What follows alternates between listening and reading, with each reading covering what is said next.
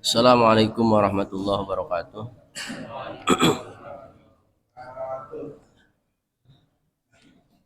Bismillah walhamdulillah wassalatu wassalamu ala rasulillah Sayyidina Muhammad bin Sayyidina Abdullah wa ala alihi wa sahbihi wa mawala.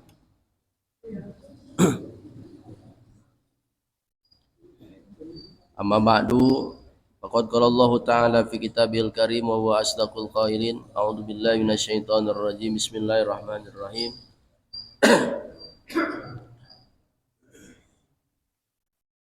Wasari'u ila magfiratin min rabbikum wa jannatin arduhas samawati wal ardh uiddat lil muttaqin.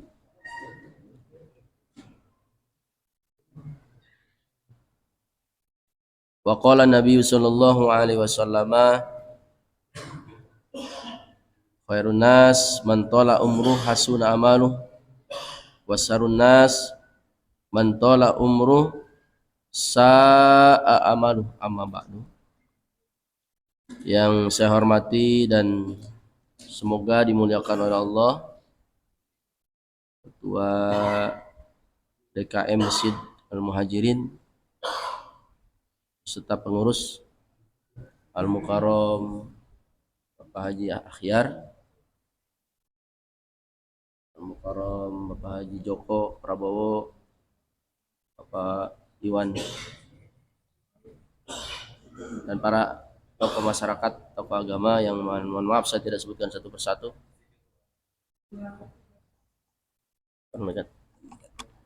Orang begini.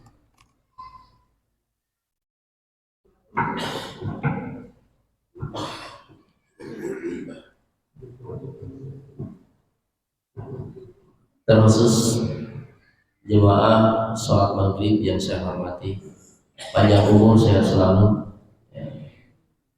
Pertama-tama tentunya saya mengucapkan minal aidin wal faizin, mohon maaf lahir dan batin, taqabbalallahu minna wa minkum, siyamana wa siyamakum. Mudah-mudahan tugas kita 1 bulan penuh puasa Ramadan diterima oleh Allah Subhanahu wa taala.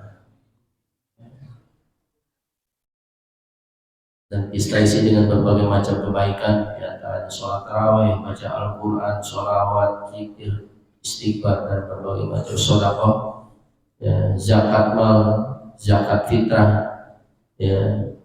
Mudah-mudahan semua itu menjadikan satu amalan yang dapat mendekatkan diri kita kepada Allah Subhanahu wa taala. Karena secara hakikat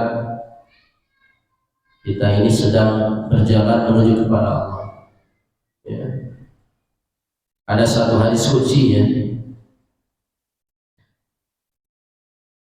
Kata Allah Subhanahu wa taala,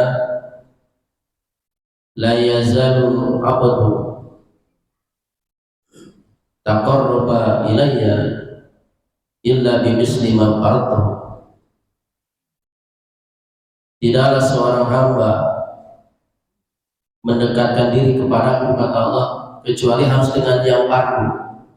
Ya.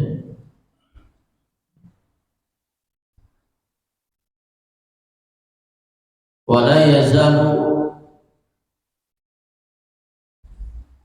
abdu yataqarrabu ilayya binawafil hatta hibar, dan terus-menerus hambaku mendekatkan diri kepadaku dengan sunnah-sunnah sehingga aku mencintainya. Jadi jangan kita mengejar sunnah tapi yang fardu kita tinggalkan. Termasuk kita sholat 5 waktu itu fardu, berjamaahnya sunnah. Ngaji fardu itu, walaupun itu fardu, bahkan sangat fardu. Di dalam kitab Riyadhus Shalihin, ketika Abu Darda buka majelis taklim itu, ada sahabat beliau datang dari Madinah.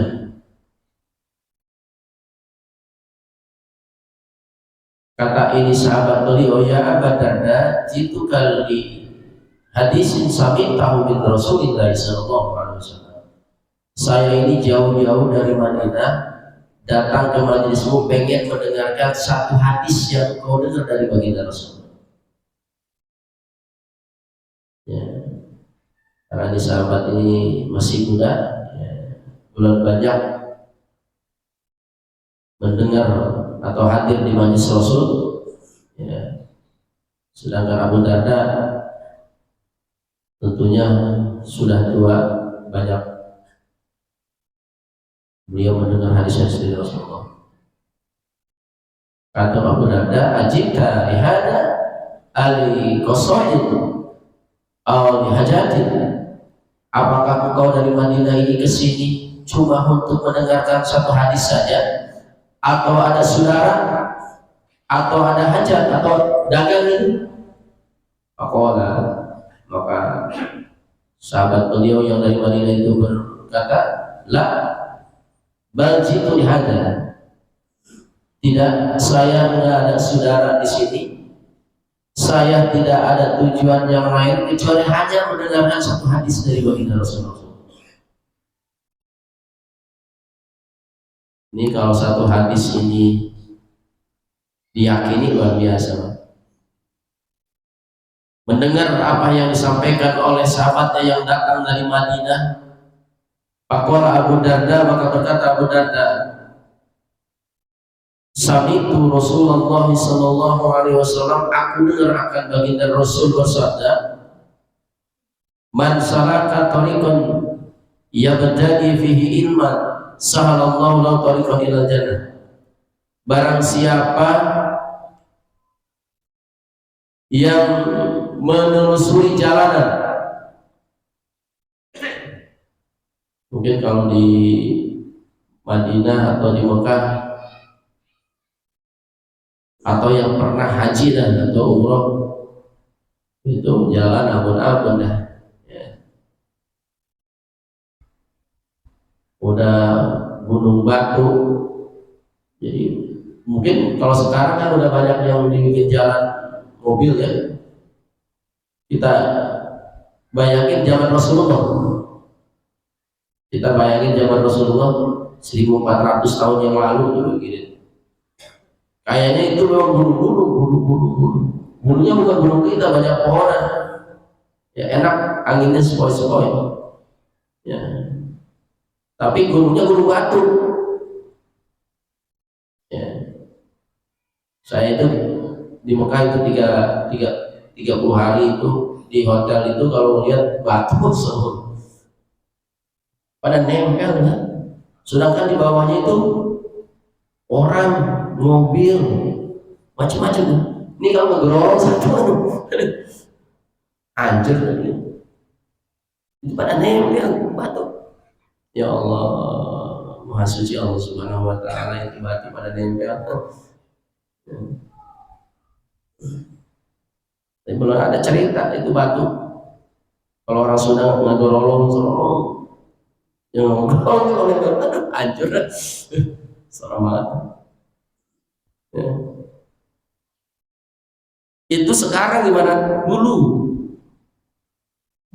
ya.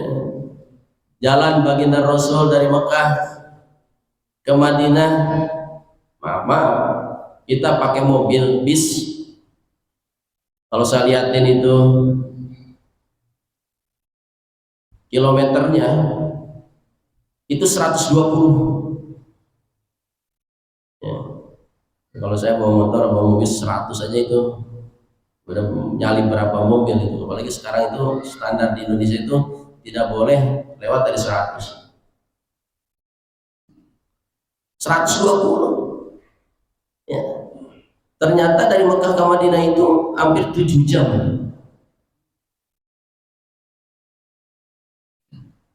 Baginda Rasul itu jalan dari Mekah ke Madinah. Tidak bawa apa-apa, diikutin oleh para sahabat, naik gunung, turun gunung batu, naik gunung, turun batu. Bahkan ketika Rasulullah ada di Madinah, orang-orang Islam yang sudah masuk Islam di Mekah itu nuntut ilmunya ke Madinah jalan kaki, Pak. Ya Allah, kita turun mobil aja di rest area itu, waduh, panas luar biasa. Lagi kemarin saya itu panas luar biasa, agak kuat. Makanya Rasul mengatakan barang siapa yang menelusuri jalanan, apakah dari Mekah ke Madinah atau dari Madinah ya ke Syria ya, atau dari Indonesia ya, dari, kalau saya tadi nganterin anak saya itu ke Pati, pesantren ke Pati, ya lumayan juga sih ya, berapa jam itu, bisa 14 jam apa 16 jam, berangkat setengah 4 sampai Semarang itu tadi jam 2 ya, baru Semarang. Alhamdulillah sekarang ada kendaraan, kalau zaman dulu kan jalan kaki, pakai kuda paling. Barang siapa yang menelusuri jalanan dengan niat di dalam hatinya itu ya berdagi fihi ilman, mau menuntut ilmu, dalam hati saya pengen menuntut ilmu nih ya. Apa jawab baginda Rasul? Sahalallahu lahu thariqan ilal jannah, sudah dimudahkan oleh Allah baginya jalan menuju surga.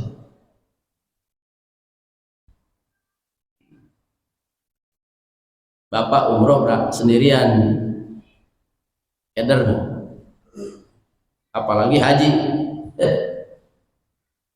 belum pernah umroh, belum pernah haji, sono berangkat haji, bingung mau kemana, ke Mekah, ngapain haji, bingung Pak ya, keder bisa hilang, padahal cuma Mekah ya. Ini ke surga Pak,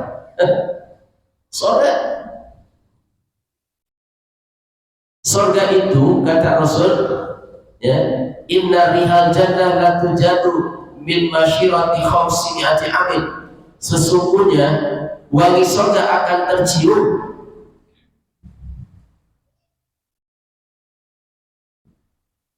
ketika orang itu masih 500 tahun lagi perjalanan. 500 tahun. Jadi surga itu kecil, udah kecil nih, wangi surga nih, masih 500 tahun. Ini kalau kita nggak tahu jalannya, mana-mana. Ya Allah, apa jalannya? Likulli syai'in thariq wa thariqul jannah al ilmu. Tiap sesuatu itu ada jalannya, jalan ke surga adalah ilmu. Artinya jangan disepelein. Ya, kalau mau keder sebenarnya ya.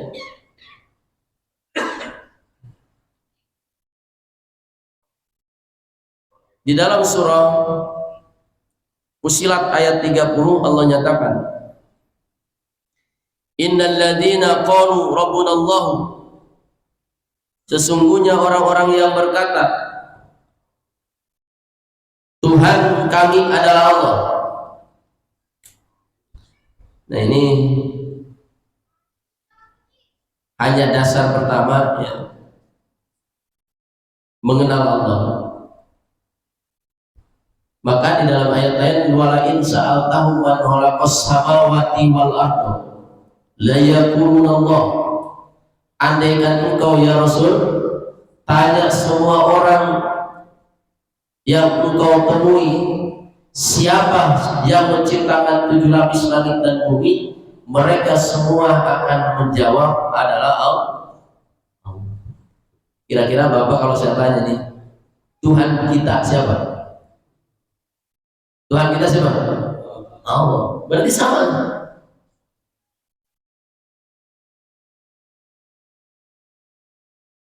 Udah kenal Allah tuh. Orang kalau ditanya sang pencipta langit dan bumi siapa Allah, itu udah kenal Allah. Ya. Allah ini salah satu nama dari yang menciptakan langit dan bumi.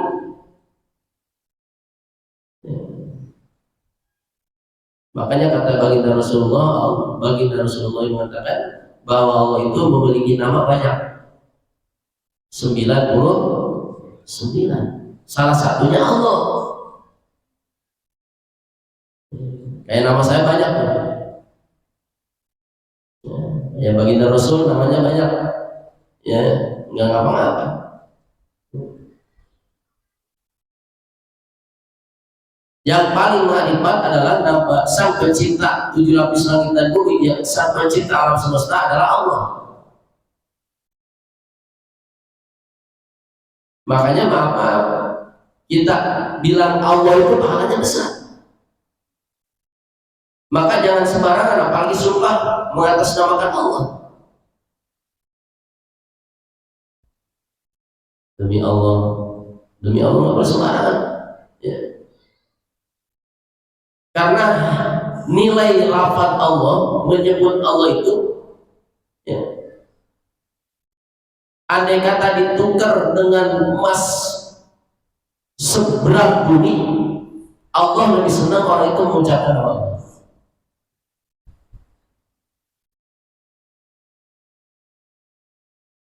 Cuma bagi orang yang awam, orang pemula, bagusnya tidak dengan lafaz zalalah, tapi dengan kalimat yang lain seperti subhanallah. Ada Allah, subhanallah, alhamdulillah, Allahu akbar, la ilaha illallah, la haula wa la quwwata illa billah, masya Allah. Dan ini kalimat-kalimat ini nilainya besar. Di dalam kitab Sahih Bukhari dinyatakan man qala la ilaha illallah, barang siapa yang mengucapkan kalimat la ilaha illallah, dibacakan la ilaha illallah haddamat alaf minal kabair, maka akan menghancur leburkan 4.000 dosa besar.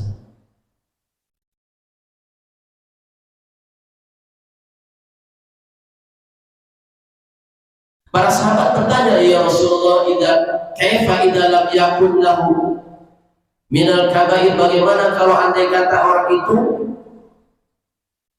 tidak mempunyai dosa besar sampai 4.000 dosa besar, atau dia memang nggak punya dosa besar? Qala, Nabi menjawab, yughfaru li walidayhi, maka akan diampuni dosa-dosa besar ayah dan ibunya.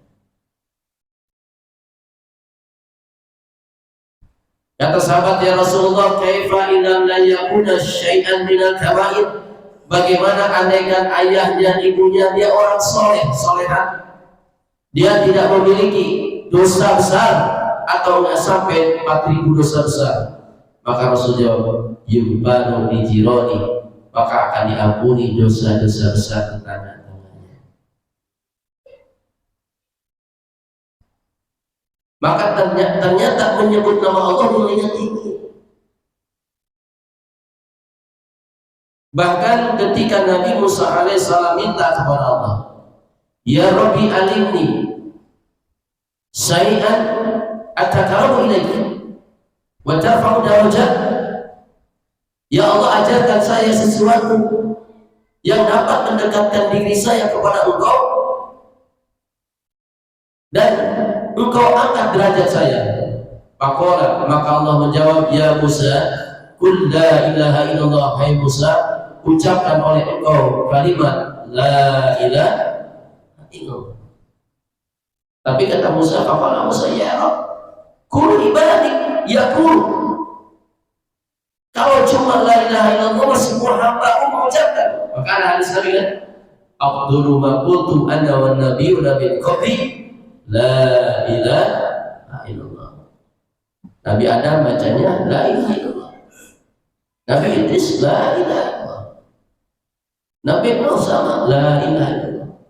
Nabi Isa pun sama la ilaha illallah. Cuma nabinya berbeda. La ilaha illallah Adam abduhu wa rasul. Sama. Nabi Isa juga la ilaha illallah Isa abduhu wa rasul.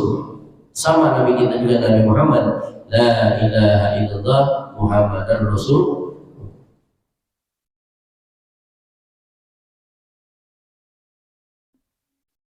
Bagaimana dengan kalimat-kalimat yang lainnya? Seperti subhanallah. Di dalam kitab Sahih Muslim dinyatakan oleh baginda Rasul, al-kalimatani khafifatani fil lisan. Saudara-saudara, ada dua kalimat, dua kata enteng ini. Wasakilatani fil mizan, tapi sangat berat nanti di timbangan. Ada namanya mizan, ya. Ada namanya hisab. Hisab itu dihitung. Kenapa? Ada hisab kok ada mizan juga? Karena hitungannya bisa banyak, Pak. Hitungan banyak. Bisa ribuan kertas tuh, ribuan buku. Tapi ketika ditimbang enteng. Tapi nanti ada pas ditimbang, pas dihisab sedikit. Dia mah sehari cuma 10 kali ngucapinnya dikit banget. Cuma pas ditimbang berat. Maka kata baginda Rasul, kalimatani habibatani ila rahman, di samping disenangi oleh Allah, berat di timbangan, enteng di lidahnya. Faqalu ma huma ya Rasulullah, kata sahabat, apa itu ya Rasulullah? Qala subhanallahi wa bihamdihi subhanallahil azim.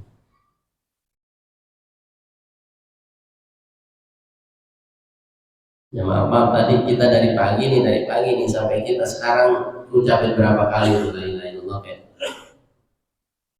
subhanallah wa bihamdihi subhanallahil azim. Karena itu cirinya kita cinta kepada Allah. Ana ma'a man dzakaroni, kata Allah. Saya bersama orang yang menyebut saya. Artinya ada tetap ketika orang itu tidak menyebut Allah, Allah jauh. Maka saya sering dulu pernah ngomong nih, kalau penumpang pesawat Sukhoi yang nabrak itu Gunung Salak, kalau itu orang penumpangnya itu ingat sama Allah, selamat.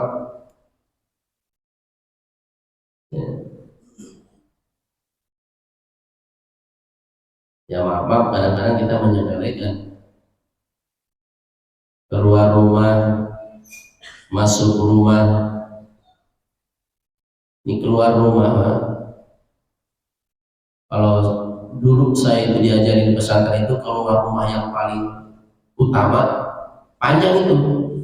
Bismillahi amantu billah tawakkaltu ala Allah wa la haula wa la quwata illa billah rabba a'udzu bika an adilla au udalla au adilla au udalla au azilla au zalla au azlima au zlama au ajhala au yujhala alayya fa inni lam akhud asaran wala bataran wala riyaan wala sumatan bal kharajtu ittiqa sakhatika wa batiqa mardatika fa inni as'aluka an taghfira li dhunubi wa an tunqidhani minan nar wa adkhilani jannata bi rahmatika ya arhamar rahimin. Itu diajarin saya pesantren begitu. Ternyata itu doa hanya dibaca ketika orang itu mau umroh dan haji. Ya kalau kita ke pasar mah paling bismillahirrahmanirrahim tawakkaltu ala Allah udah. Kadang-kadang nggak baca. Ini kadang-kadang orang kita. Udah biarin dah di bangkalannya doang ya. Mau masuk rumah. Ya. Maaf, kita keluar rumah itu sehari berapa kali? Kita masuk rumah sehari berapa kali? Ini kalau dibaca rotok kalau orang bilang. Tapi ada orang Islam masuk rumah nggak tahu dia doanya. Jangan-jangan bapak juga nggak ada yang tahu. Orang nggak pernah dibaca. Kenapa? Karena ini kita menganggap enteng, Pak. Di dalam kitab Ihya Ulumuddin diceritakan ada dua iblis, dua setan, yang satu gemuk kayak gajah itu, yang satu tipis kayak triplek.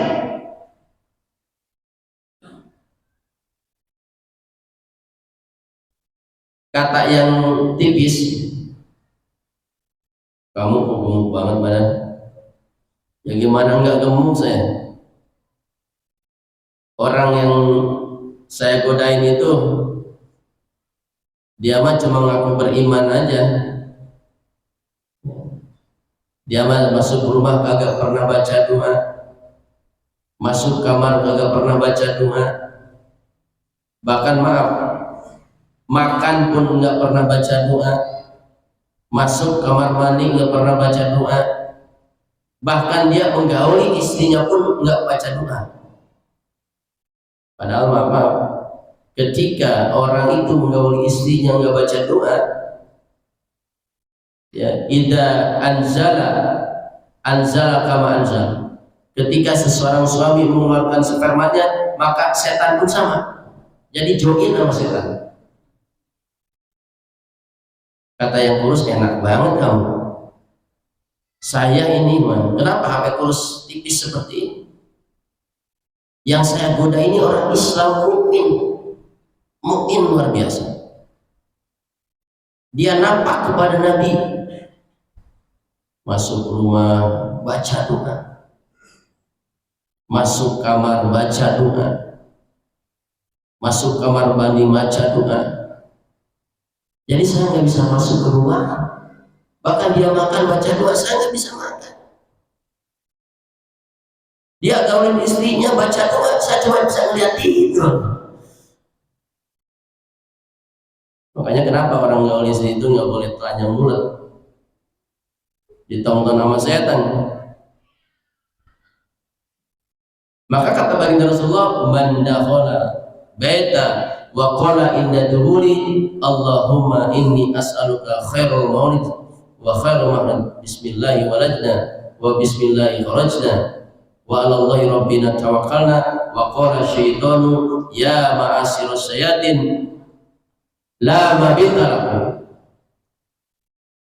Siapa orang yang masuk rumah, kata Rasul, lalu dia baca doa ketika masuk rumah itu, Allahumma inni as'aluka khairal wa khairul makhraj, bismillahi walajna wa bismillahi kharajna wa ala Allahi rabbina tawakkalna, maka setan berkata kepada saudara-saudaranya, saudara-saudara sekalian, para setan, sekarang kita wayahnya tidur di telik-tikan, nggak bisa masuk, kagak bisa tidur di rumah ini.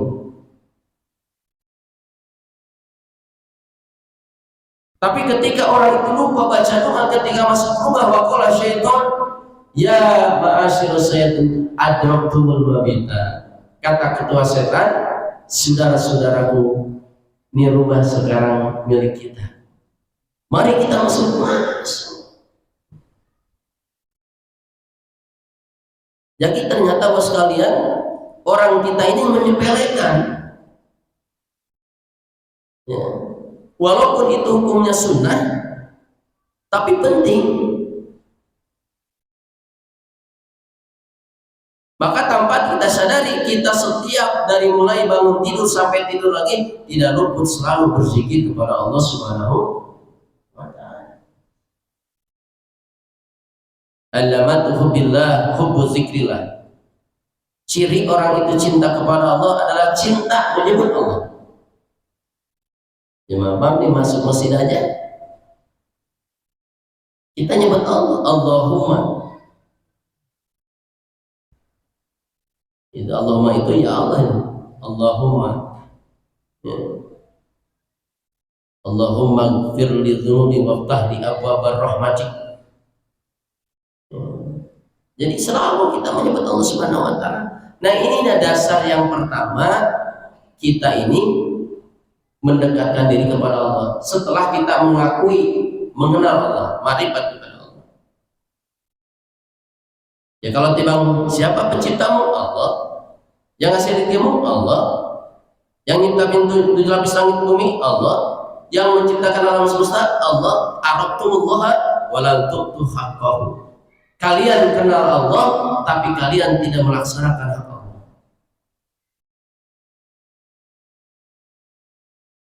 Makanya maaf buat sekalian, ada satu janji dari Allah ya. Lau anna ahlal qura amanu wattaqau la fatahna 'alaihim barakatin minas sama'i wal ardh. Walau anna ahlal qura wattaqau amanu wattaqau, andaikan orang penduduk negeri, penduduk daerah, penduduk kampung, penduduk penghuni rumah, penghuni, mereka beriman dan bertakwa kepada Allah, maka akan kami bukakan keberkahan-keberkahan dari langit dan keberkahan-keberkahan dari bumi. Ada satu aja penyebab, makanya kenapa? Sebenarnya negara Republik Indonesia ini negara yang luar biasa, Pak. Ya. Mayoritas umat Islam menurut data ya. Tapi maaf di Indonesia itu kan ada, walaupun umat Islamnya itu mayoritas, bagi-bagi nih.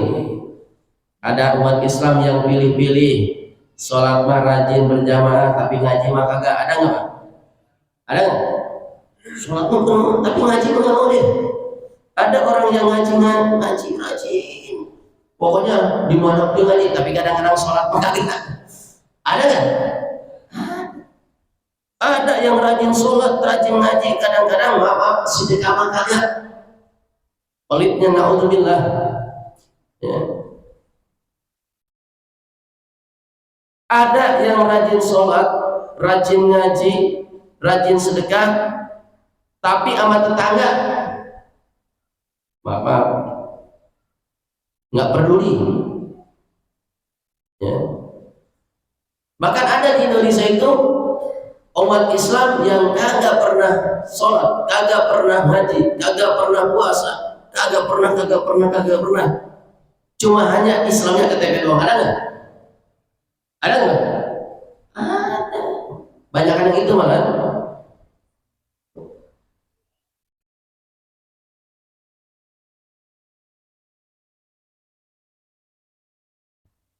Maka bapak-bapak sekalian, kalau kita pengen melihat orang Islam,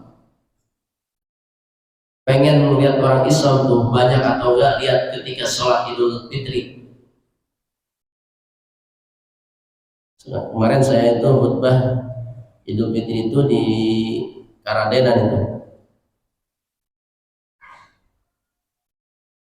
perumahan Nirwana kalau nggak salah itu jalan yang begitu gede, penuh sampai ujung. Saya yakin di sini juga penuh, ya, tiap tempat penuh.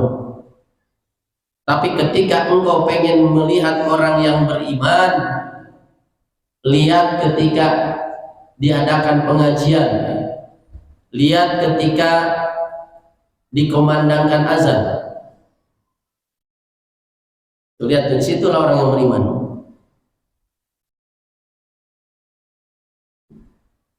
Jadi saring lagi tuh. Sampai-sampai Rasul mengatakan, idza ra'aitumur rajula mulazimul masjid fashhadu lahu bil iman. Jika kalian melihat orang itu ketika azan ada di masjid, maka saksikan bahwa itu orang yang beriman. Nabi itu yang langsung. Mudah-mudahan kita dimasukkan oleh hadis baginda Nabi Muhammad SAW, kita orang yang beriman, Pak.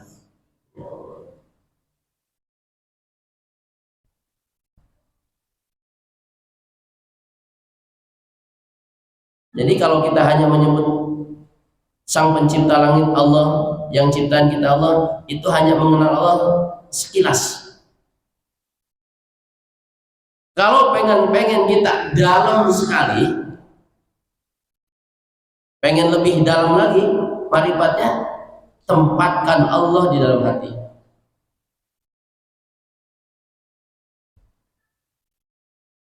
Makanya puasa itu ada puasa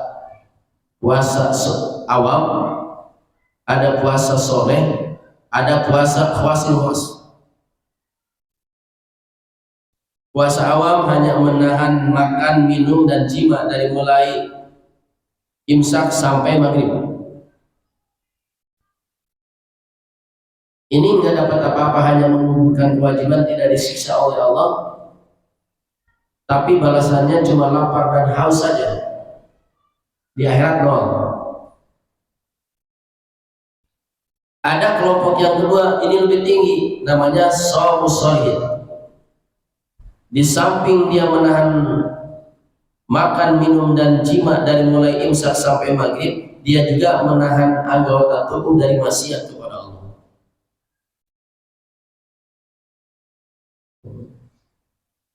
Ada lagi yang paling tinggi, di samping dia menahan makan, minum, dan jima dari mulai imsak sampai maghrib, di samping dia juga menahan anggota tubuh dari maksiat kepada Allah, dia juga menahan hati, hanya ingat kepada Allah dari mulai imsak sampai maghrib. Ketika berpikir selain itu, batal puasanya. Nggak sanggup bila 12 jam kita ingat.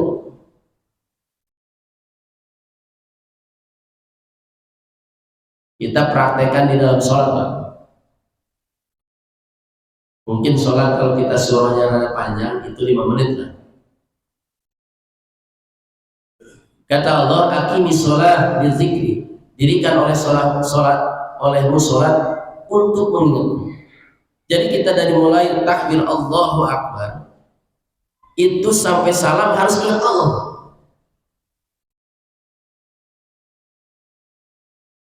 Fa ilam takun tarahu fa innahu yaraka. Kata Rasul, jika engkau tidak lihat Allah, sesungguhnya Allah lihat engkau. Maka ketika takbir Allah lihat kita. Makanya maaf, salah satu kesunahan, bahkan saya baca kitab Risalatul Mu'awanah karangan Habib Abdullah Ba'alawil Haddad, itu kita tidak boleh kita takbir kalau mata kita belum melihat tempat sujud.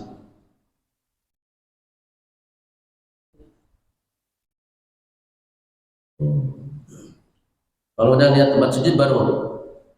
Yang kedua, jangan takbir kalau kita belum badan kita dilihat sama Allah.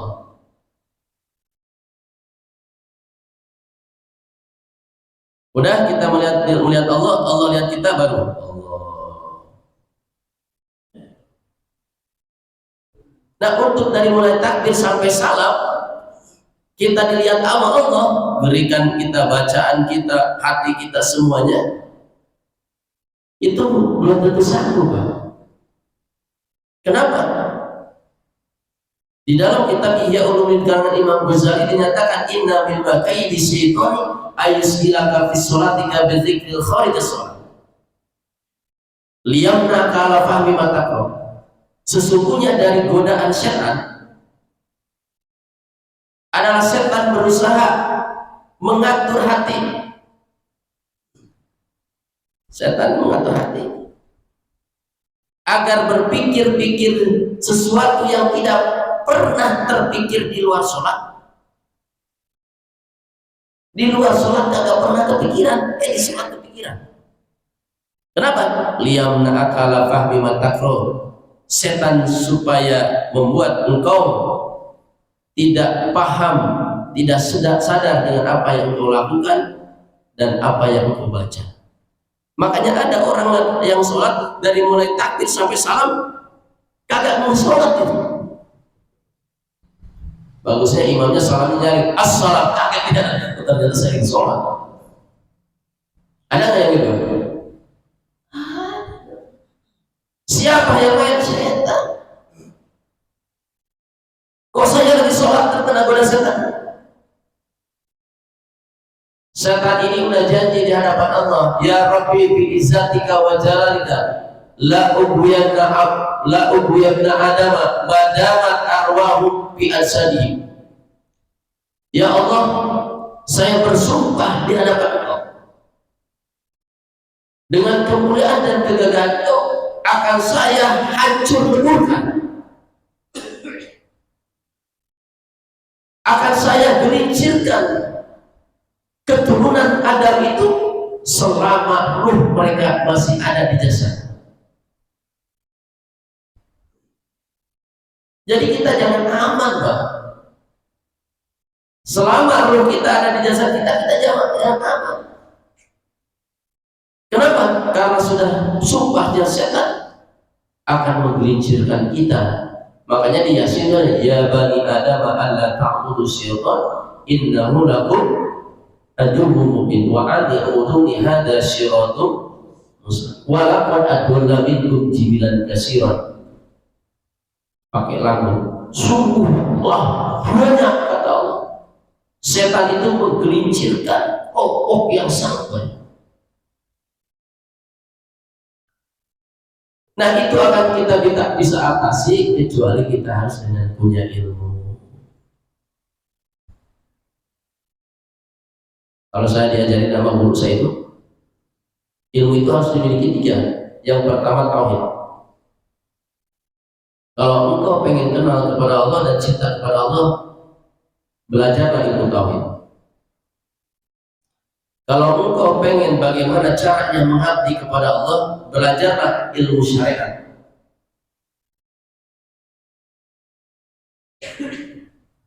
Tapi bagaimana engkau pengen ikhlas, ya, menerima ibadah kepada Allah, takdir dari Allah, itu belajarlah ilmu tasawuf. Jadi di tubuh kita ini memerlukan 3 itu: tauhid, syariat, dan tasawuf. Ini kalau nggak 3-3-nya, di dalam kitab hikam itu ada Syekh Muhammad. Syekh Muhammad ini diceritakan beliau itu punya sakti ribuan, hafal Al-Quran semua. Hafid Quran 30 juz. Ya. Beliau itu punya gurunya itu di gunung. Dia cari-cari, udah sehari 2 hari, seminggu 2 minggu, ada gurunya tuh pakaian semua capek, rambutnya kusut. Singkat cerita, kata gurunya, kamu mau ada apa? Guru, nasihatin saya, guru. Kata gurunya, hati-hati kau kepada Allah. Allah itu sangat cemburu. Allah tidak suka di dalam hatimu ada cinta melebihi cintanya kepada Allah. Jadi dalam hati kita yang nomor 1 kita cintai adalah Allah. Istri kita, anak kita di bawah cintanya semua. Itu panjang ceritanya.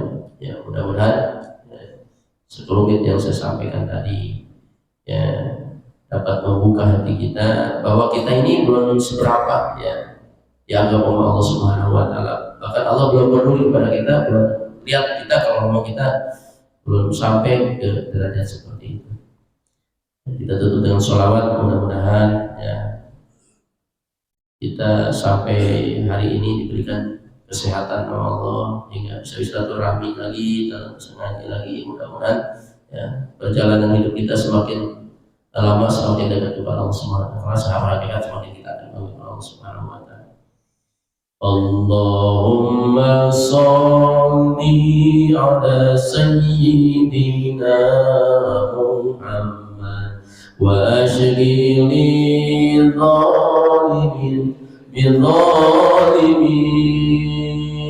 Allahumma sholli ala sayyidina Muhammad wa ashghili dhalimin bidzalimin wa akhrijna min bainihim salimin wa ala alihi wa sahbihi ajma'in. Assalamualaikum warahmatullahi wabarakatuh.